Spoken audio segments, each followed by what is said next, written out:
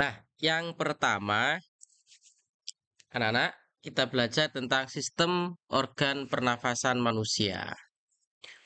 Organ pernafasan kita itu terdiri dari yang pertama adalah rongga hidung, ya. Kemudian ada rongga mulut. Kita bisa bernafas melalui hidung, bisa juga bernafas melalui mulut. Kemudian ada yang namanya faring dan laring. Yang bagian bawah ini namanya laring, bagian agak atas persimpangan antara rongga hidung dengan rongga mulut ini namanya faring. Nah, ini menjadi sumber keluarnya suara. Kalau ini rusak, maka kalian tidak bisa berbicara. Kemudian ada turun ke bawah sedikit ada yang namanya trakea. Trakea ini bentuknya seperti selang yang berongga, bergaris-garis. Kalau kalian pernah lihat selangnya mesin cuci, nah itu sama persis seperti itu.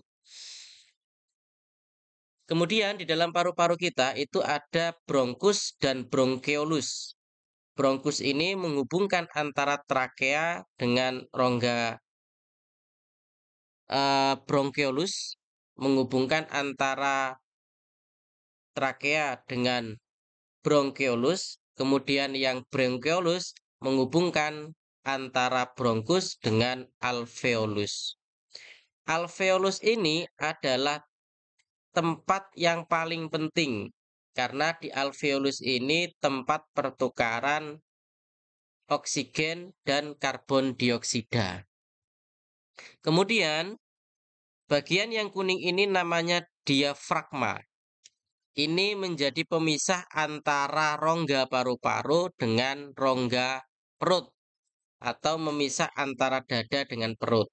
Sehingga kalau kalian mengambil nafas dan terasa perut kalian itu membesar, sebetulnya bukan aliran udaranya masuk ke perut, tetapi perutnya ditekan oleh diafragma sehingga menjadi membumbung. Ini penjelasan laring memiliki beberapa fungsi, yaitu menjadi saluran udara untuk pernafasan, tempat terjadinya fonasi atau produksi suara, dan sebagai mekanisme untuk mencegah tersedak. Laring juga berperan dalam proses menelan dengan memastikan bahwa makanan dan minuman tidak masuk ke saluran pernafasan. Jadi laring ini seperti katup. Dia mengatur kalau seandainya kalian sedang bernafas, maka dia menutup lubang untuk ke perut. Sedangkan ketika kalian makan, maka dia menutup lubang yang mengalir ke paru-paru atau pernafasan. Kemudian bronkeolus mengalirkan udara dari bronkus ke alveolus, tempat terjadinya pertukaran gas oksigen dan karbon dioksida. Bronkeolus juga membantu mengatur intensitas aliran udara melalui mekanisme dilatasi dan kontraksi. Trakea sebagai saluran udara yang menghubungkan laring dengan bronkus, memungkinkan udara masuk dan keluar dari paru-paru. Trakea juga berperan dalam menyaring udara dari debu dan benda asing serta membantu menjaga suhu dan kelembapan udara sebelum mencapai paru-paru. Kalau seandainya udara yang masuk itu dingin, maka di trakea ini udara akan dihangatkan. Sehingga ketika masuk di paru-paru, udaranya sudah hangat sesuai dengan suhu tubuh yang ada di dalam. Kemudian bagian berikutnya adalah diafragma. Diafragma pemisah antara rongga dada dan rongga perut, mencegah herniasi organ perut ke dalam rongga dada, serta membantu dalam beberapa fungsi lain seperti muntah, buang air kecil, dan buang air besar. Ketika kalian mengejen, maka kalian mengambil nafas dan diafragma akan menekan ke perut kalian sehingga akan membantu kalian dalam proses buang air kecil atau buang air besar.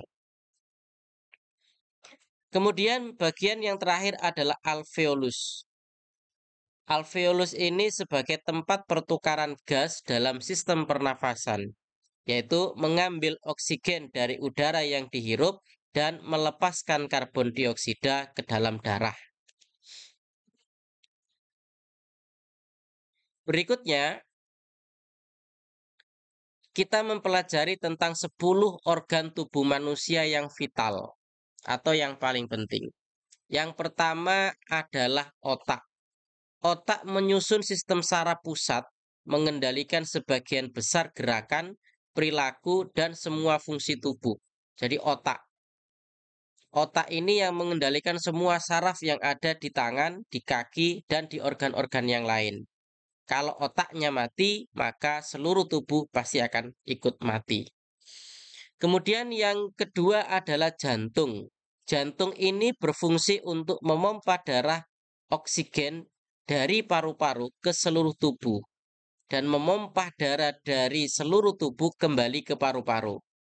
Sehingga jantung terus berdetak untuk mengalirkan seluruh darah ke seluruh tubuh kita. Baik yang mengandung oksigen O2 maupun yang mengandung CO2 secara bergiliran masuk ke dalam paru-paru, kemudian ditukar di paru-paru.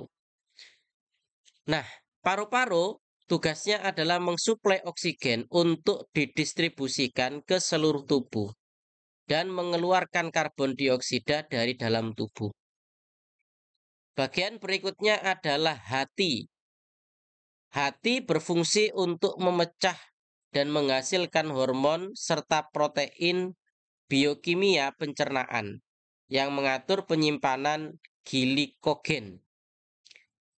Bagian berikutnya adalah limpa. Limpa ini menyaring darah dan menyimpan darah cadangan, mendaur ulang zat besi, mengsintesis antibodi, dan menghilangkan bakteri. Ini fungsinya limpa. Nah, limpa inilah yang menyaring seluruh zat-zat yang masuk ke dalam tubuh kita dan dinetralkan. Bagian tubuh yang berikutnya adalah pankreas. Pankreas ini menghasilkan insulin dan glikogen, mengeluarkan enzim yang membantu penyerapan nutrisi di usus kecil. Kalau orang yang terkena penyakit gula, maka pankreasnya ini tidak lagi menghasilkan insulin, sehingga tidak bisa mengubah gula menjadi tenaga. Bagian tubuh yang berikutnya adalah lambung. Ini adalah lambung. Lambung ini menyimpan makanan sementara dan memecah makanan, memilah zat berbahaya, kemudian menyerap zat yang baik untuk tubuh. Ini di lambung. Di bawah lambung ada ginjal. Ginjal membuang limbah di tubuh, kemudian mengatur retensi natrium dan air, serta menyaring darah, menghasilkan urin dan hormon. Darah yang mengalir di tubuh kita ini akan disaring oleh ginjal. Ya, dibersihkan, kotorannya akan dikeluarkan melalui urin. Ya. Kemudian bagian yang berikutnya adalah usus. Sebagian besar proses pencernaan dilakukan usus kecil, usus besar untuk menyerap sisa air dan nutrisi makanan dari usus kecil.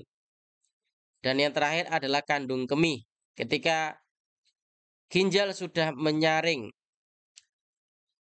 darah yang mengalir di tubuh kita, ia kumpulkan kotorannya di kandung kemih dan dikeluarkan dalam bentuk urin atau air kencing. Di tubuh kita juga ada macam-macam otot. Otot pada manusia dibagi menjadi 3 jenis. Ada otot rangka, ada otot polos, dan ada otot jantung. Otot rangka memungkinkan gerakan sadar tubuh. Otot polos mengontrol organ dalam seperti pencernaan dan pernafasan, sedangkan otot jantung mengontrol detak. berikut adalah penampakan. Otot polos yang ada di rongga perut kita, ya, yang ada di pencernaan kita disebut dengan otot polos, sementara yang ada di kaki dan tangan kita untuk bergerak namanya otot lurik, dan otot yang menggerakkan jantung kita namanya otot jantung. Cara menjaga kesehatan organ tubuh kita. Yang pertama adalah pola makan yang sehat. Konsumsi makanan yang bergizi, prioritaskan makanan yang alami, sayuran, buah-buahan, protein yang rendah lemaknya, biji-bijian, dan produk susu yang rendah lemak. Hindari makanan olahan seperti konsumsi makanan cepat saji, mie instan, kemudian makanan cepat saji yang lain, makanan tinggi gula atau garam, makanan atau minuman yang terlalu manis, hindari. Atau yang terlalu asin, terlalu gurih, juga hindari. Atau makanan yang mengandung banyak lemak atau minyak. Kemudian, yang ketiga, cukupi kebutuhan cairan. Minum air putih yang cukup, minimal 2 liter per hari untuk menjaga keseimbangan cairan dalam tubuh kita. Yang kedua adalah aktivitas fisik. Olahraga yang teratur, ya, 30 menit setiap hari atau 150 menit per minggu. Pilihlah aktivitas yang disukai. Pilih olahraga yang sesuai dengan minat. Boleh sepak bola, boleh badminton, boleh tenis, dan lain sebagainya yang bisa membuat fisik kita banyak bergerak. Kemudian yang ketiga, tidur yang cukup. Yang keempat, mengelola stres, jangan mudah stres, galau, ya. Kemudian yang kelima adalah hindari kebiasaan buruk seperti merokok, ya. Kemudian minum minuman yang beralkohol secara berlebihan, dan hindari penggunaan zat berbahaya seperti narkoba. Dan juga jangan lupa jangan sampai minum baygon. Nomor 5, kita belajar tentang komponen biotik dan abiotik. Biotik adalah makhluk yang hidup, seperti tumbuhan, hewan, manusia, dan mikroorganisme. Sedangkan abiotik adalah benda mati, seperti tanah, udara, air, cahaya matahari, suhu, dan iklim.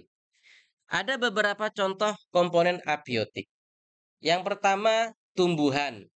Ada pohon, rumput, ada tanaman hias, segala macam tumbuh-tumbuhan, baik yang kecil maupun yang besar yang ada di lingkungan kita, ini namanya biotik. Yang kedua adalah hewan.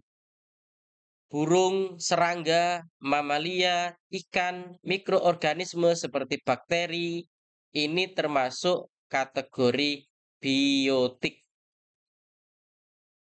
Yang ketiga adalah manusia. Manusia ini baik yang berkelompok, bermasyarakat, ini bagian dari biotik karena manusia juga makhluk hidup. Dan yang keempat adalah mikroorganisme seperti bakteri, virus, jamur, dan lain sebagainya. Yang kecil bahkan kadang untuk melihatnya kita menggunakan mikroskop, ya. Ini termasuk biotik karena makhluk hidup. Untuk contoh komponen abiotik, yang pertama adalah tanah, udara, air, cahaya matahari, suhu, topografi, batu, dan mineral.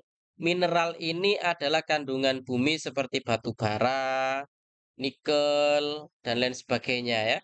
Kemudian angin dan juga cahaya.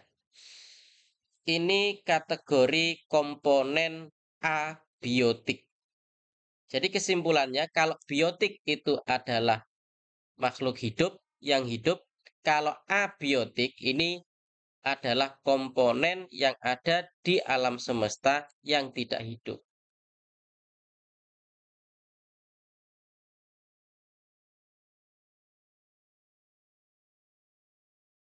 Yang berikutnya, di bagian 8 kita belajar tentang tahapan siklus air dengan benar.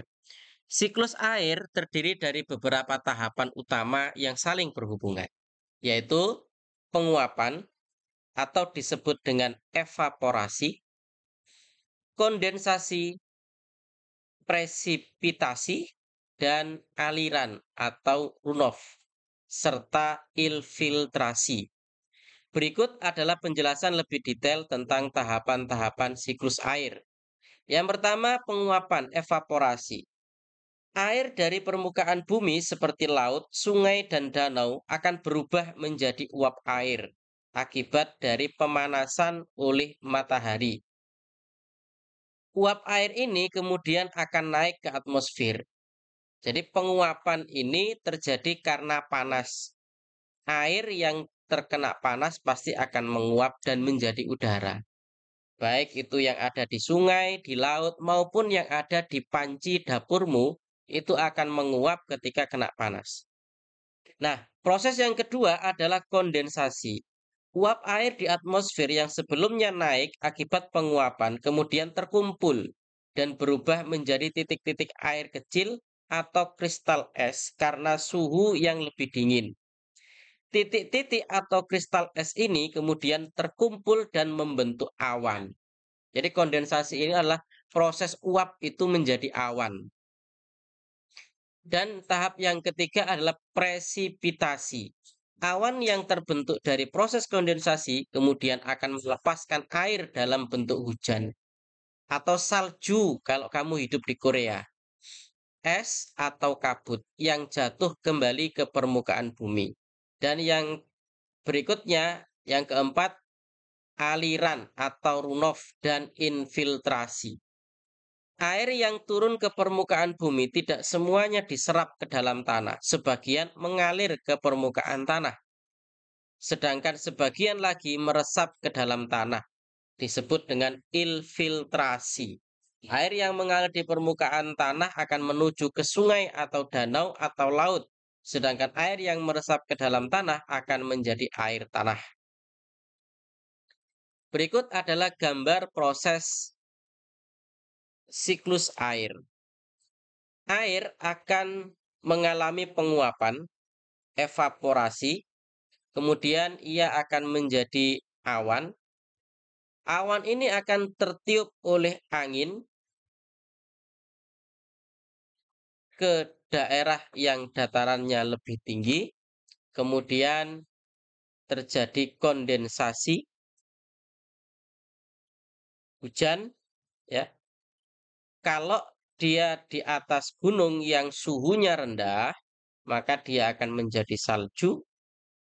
Dan air yang jatuh ini akan mengalir sebagian kembali ke laut atau disebut dengan runoff. Sementara air yang jatuh di tanah sebagian akan mengalami infiltrasi. Dia akan meresap ke dalam tanah dan tersimpan di dalam bumi menjadi air tanah. Pentingnya menjaga siklus air pada ketersediaan air. Semua makhluk hidup dari hewan hingga tumbuhan bergantung pada air untuk bertahan hidup. Namun, dengan meningkatnya populasi dan perubahan iklim, ketersediaan air bersih semakin terancam. Banyak negara di dunia mengalami krisis air yang serius, yang dapat menyebabkan konflik sosial, bencana alam, bahkan kelaparan. Ada 5 kegiatan yang dapat kita lakukan untuk menjamin ketersediaan air tanah. Yang pertama, menjaga kebersihan lingkungan. 2, menghemat penggunaan air. Yang ketiga, buanglah sampah pada tempatnya. Yang keempat, mengurangi penggunaan bahan kimia yang berbahaya. Dan yang kelima, mencegah penebangan pohon secara liar. Jika pohonnya sudah terlanjur ditebang, maka adakan reboisasi atau penghijauan kembali sehingga airnya bisa terserap dan mengalami infiltrasi, tidak langsung menguap atau mengalir. Bab berikutnya kita belajar tentang sifat-sifat cahaya. Sifat cahaya yang pertama adalah merambat lurus. Contohnya sama seperti ketika ada jendela yang terbuka di pagi hari dan cahaya matahari masuk, maka dia lurus. Kemudian yang kedua, cahaya dapat dipantulkan. Contohnya saat kita bercermin atau saat kita bermain cermin. Maka cahaya yang mengenai cermin biasanya memantul. Dan bayangan kita juga terlihat di cermin karena ada pantulan. Yang ketiga, cahaya bisa menembus benda bening. Coba perhatikan di sekitarmu, adakah kaca yang bening? Apakah kamu bisa melihat luar jendela dengan mudah? Itu adalah bukti bahwa cahaya itu bisa menembus benda bening. Kemudian yang keempat, cahaya dapat dibiaskan. Contohnya, ketika kita memasukkan sesuatu ke dalam gelas yang berisi air, maka jika dilihat dari samping, seolah-olah bendanya terputus atau berbelok. Kemudian yang kelima, cahaya dapat dibiaskan. Pembiasannya dapat diuraikan. Penguraiannya bisa membentuk berbagai macam warna yang biasa disingkat Mejiku Hibiniu, ya, merah, kuning, hijau, kemudian jingga, ungu, atau warna pelangi. Contoh, misalnya ketika ada cahaya matahari, tapi bersamaan dengan turunnya hujan, maka tidak lama akan muncul pelangi. Nah, pelangi itu terjadi karena ada cahaya yang terurai. Dan yang terakhir adalah cahaya bisa membentuk bayangan atau tidak dapat membentuk bayangan. Berikutnya jenis-jenis bunyi berdasarkan frekuensinya. Bunyi yang pertama adalah infrasonik dengan frekuensi kurang dari 20 Hz. Bunyi ini dimiliki oleh jangkrik, gajah, dan jerapah. Kemudian yang kedua adalah audiosonik dengan frekuensi 20 sampai 20.000 Hz. Dimiliki oleh manusia. Dan yang terakhir adalah ultrasonik. Ultrasonik ini adalah frekuensi yang melebihi 20.000 Hz yang dimiliki oleh kelelawar, paus, dan juga lumba-lumba. Di sekitar kita ada penggunaan alat-alat optik yang memanfaatkan prinsip-prinsip cahaya. Yang pertama ada kacamata. Kemudian yang kedua ada mikroskop yang memanfaatkan lensa cembung dan lensa cekung. Kemudian ada teropong, ada loop, dan juga ada kamera.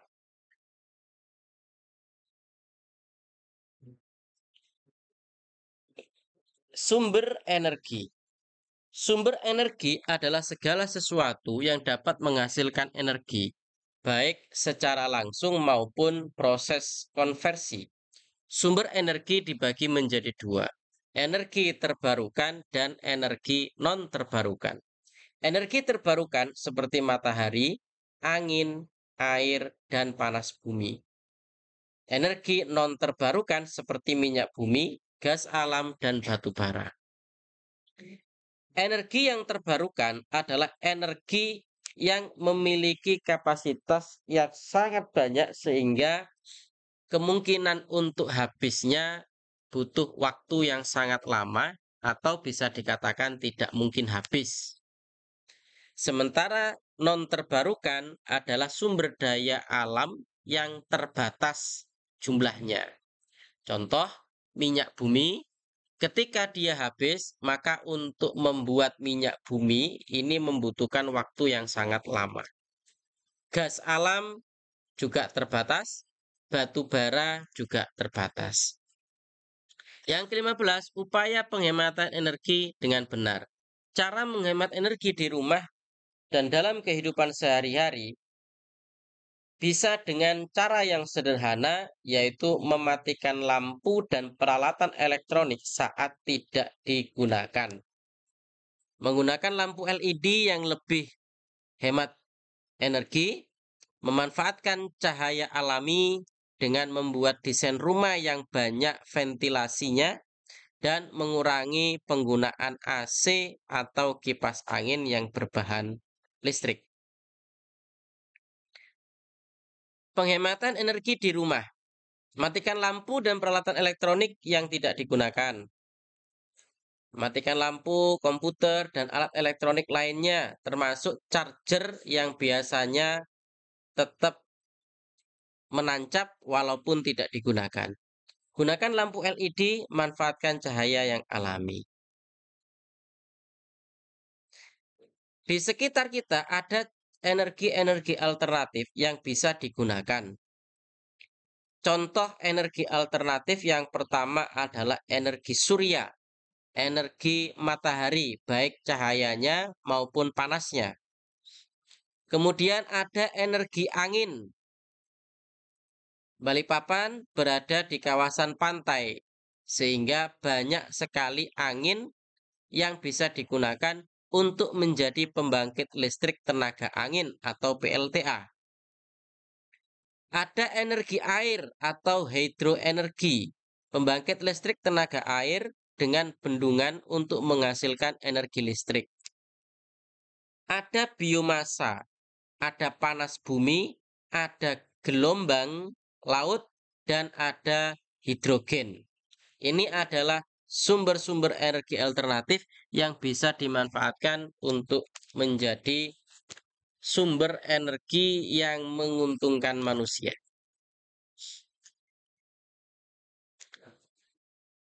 Di bab berikutnya kita belajar tentang benda-benda langit yang ada di dalam tata surya kita.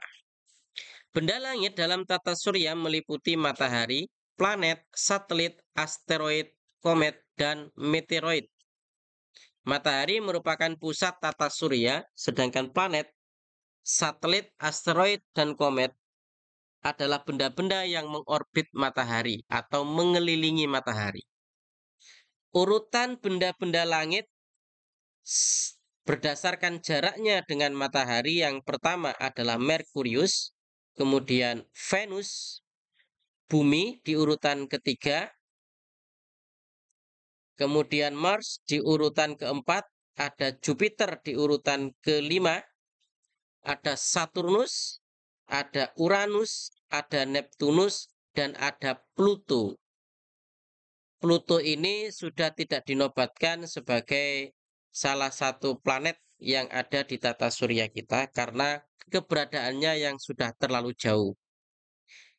Dari planet-planet ini, ada planet yang paling besar, yaitu planet Jupiter. Planet yang paling panas adalah planet Venus, walaupun keberadaannya dia nomor 2. Tapi yang paling panas adalah planet Venus. Dan planet yang kita huni, Bumi ini, di urutan nomor 3 ada satelit yang mengitarinya bernama Bulan. gerhana matahari dan gerhana bulan. Gerhana matahari adalah ketika bulan berada di antara matahari dan bumi. Terdapat beberapa jenis gerhana. Yang pertama ada gerhana sebagian, ada gerhana cincin, ada gerhana total. Pengaruh gerhana matahari. Gerhana matahari berbahaya bagi mata. Menatap gerhana matahari secara langsung tanpa perlindungan dapat menyebabkan kerusakan retina. Kemudian, gerhana matahari bisa menyebabkan perubahan suhu. Yang kedua adalah gerhana bulan dan pengaruhnya. Pengaruh dari gerhana bulan yang pertama, ia tidak berbahaya bagi mata. Dan yang kedua, gerhana bulan ini akan berdampak pada tinggi rendahnya air laut atau pasang surutnya air laut. Gerhana bulan terjadi ketika ada posisi matahari, bulan, matahari, bumi, dan bulan berada di urutan yang ketiga atau terakhir. Mari kita mengenal Indonesia. Indonesia adalah negara kepulauan dengan pulau terbanyak di dunia. Indonesia tercatat memiliki 17.000 pulau, di mana letak geografisnya adalah sebagai berikut. Bagian utara Indonesia berbatasan dengan perairan Malaysia, Singapura, Filipina, dan Laut Cina Selatan. Sedangkan di bagian selatan, Indonesia berbatasan dengan daratan Timur Leste, wilayah perairan Australia, dan Samudra Hindia. Sementara di bagian barat, Indonesia berbatasan dengan Samudra Hindia. Di bagian timur, Indonesia berbatasan dengan Papua Nugini dan Samudra Pasifik. Jadi Indonesia ini terletak di antara dua benua, yaitu benua Asia dan benua Australia. Terletak di antara dua samudra, yaitu Samudra Hindia dan Samudra Pasifik. Berikut adalah peta negara ASEAN. Ini Indonesia, ada Malaysia, Vietnam, Laos, Filipina, Brunei, Kamboja, Singapura, Thailand, Myanmar. Berikut daftar negara-negara anggota ASEAN beserta ibu kotanya. Indonesia, ibu kotanya adalah Jakarta. Malaysia, ibu kotanya adalah Kuala Lumpur. Singapura, ibu kotanya Singapura. Filipina, ibu kotanya Manila. Thailand, ibu kota Bangkok. Brunei Darussalam dengan ibu kota Bandar Sri Begawan. Vietnam, ibu kotanya Hanoi. Kamboja, ibu kotanya Phnom Penh. Myanmar, ibu kotanya Nay Pyi dan Laos, ibu kotanya Vientiane. Mari mengenal kerajaan-kerajaan di Indonesia. Sejarah kerajaan di Indonesia. Kerajaan Hindu-Buddha di Kalimantan Timur. Kerajaan tertua adalah Kerajaan Kutai Kartanegara. Dianggap sebagai kerajaan tertua yang berpusat di sekitar Sungai Mahakam, Kalimantan Timur. Kerajaan Kutai dikenal sebagai salah satu kerajaan bercorak Hindu tertua di Nusantara, dengan bukti sejarah seperti prasasti Yupa yang menunjukkan pengaruh Hindu yang awalnya sebelum pengaruh Hindu masuk, kerajaan Kutai diperkirakan menganut kepercayaan animisme dan dinamisme, sebagaimana banyak masyarakat di Nusantara pada masa itu. Kemudian melalui Raja Asmawarman, agama Hindu mulai diadopsi dan dipraktekkan secara luas. Raja Mulawarman yang dikenal sebagai raja terbesar di kerajaan Kutai juga menganut agama Hindu, Shiva, dan dikenal secara kebaikannya terhadap para Brahmana. 24 peninggalan sejarah kerajaan Kutai. Peninggalan kerajaan Kutai meliputi prasasti Yupa.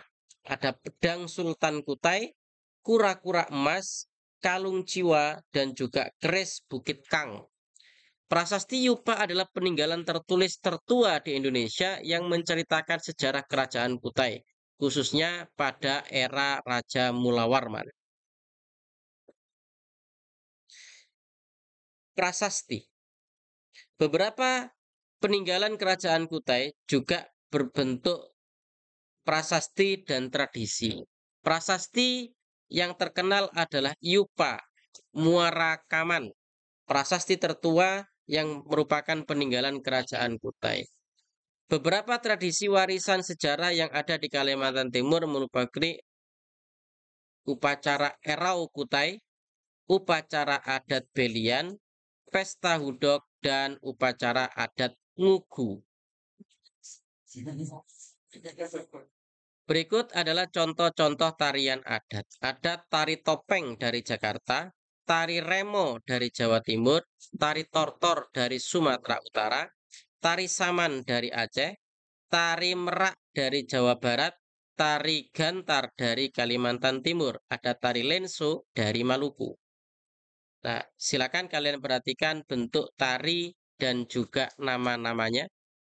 Tari Rato Jaro, tari tortor, tari serimpi, tari piring, tari balen, dan tari reok.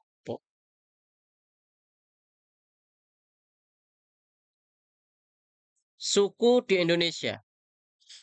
Di Pulau Jawa dihuni oleh suku Jawa, Sunda, Betawi, dan Madura. Pulau Sumatera dihuni oleh suku Aceh, suku Batak, Minangkabau, dan Melayu. Pulau Kalimantan dihuni oleh suku Dayak. Pulau Sulawesi, suku Bugis, Toraja, Manado, dan Gorontalo. Pulau Bali dihuni oleh suku Bali. Suku Jawa, bahasa Jawa, tradisi Jawa, dan berbagai tarian daerah. Sedangkan suku Sunda memiliki bahasa Sunda, tradisi Sunda, juga tarian Jaipong. Kearifan lokal daerah di Indonesia. Kita langsung ke kegiatan ekonomi. Kegiatan ekonomi dibagi menjadi 3, yaitu produksi, distribusi, dan konsumsi. Kegiatan produksi adalah membuat sesuatu, membuat barang, makanan, baik yang dikonsumsinya dipakai maupun yang dikonsumsi untuk dimakan. Kemudian yang berikutnya adalah distribusi. Distribusi ini adalah kegiatan ekonomi menyampaikan barang dari produsen atau yang memproduksi kepada konsumen. Nah, konsumen ini adalah orang yang menggunakan barang. 3 istilah ini, orang yang memproduksi diberi istilah produsen. Orang yang mendistribusikan diberi istilah distributor. Dan orang yang mengkonsumsi disebut konsumen.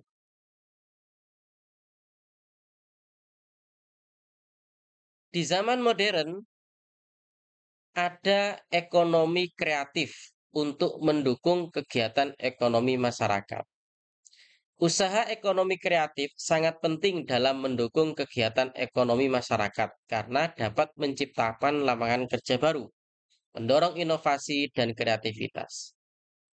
Contoh ekonomi kreatif adalah memproduksi film. Jadi yang diproduksi bukan barang ataupun makanan, tetapi yang diproduksi adalah film. Desain grafis, membuat desain atau gambar yang indah. Kemudian pengembangan aplikasi digital dan lain sebagainya. Dengan demikian, ekonomi kreatif bukan hanya sekedar sektor ekonomi, tetapi juga merupakan kekuatan pendorong bagi pembangunan ekonomi dan sosial masyarakat secara keseluruhan. Ya, silakan diulang-ulang mendengar dan membacanya supaya lebih paham. Terima kasih.